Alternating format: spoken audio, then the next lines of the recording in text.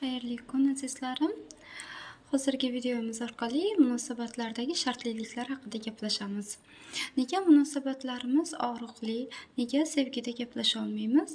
Chunki bizning butun munosabatlarimiz har bir inson bilan, oila a'zolarimiz bilan, turmush o'rtog'imiz bilan bu chuqur shartlilikka asoslanib qurilgan.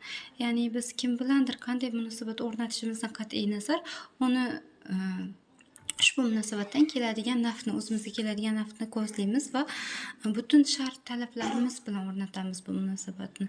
Misol uchun, turmush o'rtog'ingiz deganda siz ko'z oldingizga qanaqa timsol keladida, kimni tasavvur qilasiz va unga qanaqa shartlar yuklab qo'ygansiz, bir o'ylab ko'ring. Yoki ayolingiz yoki erkagingiz bo'lsa farqi yo'q, yoki bo'lmasam ota-onamizga qanaqa shart talablarimiz bor. Siz baxtli bo'lishingiz uchun sizni onangiz qanaqa bo'lishi kerak? Yoki siz baxtli, xursandchilikda yashash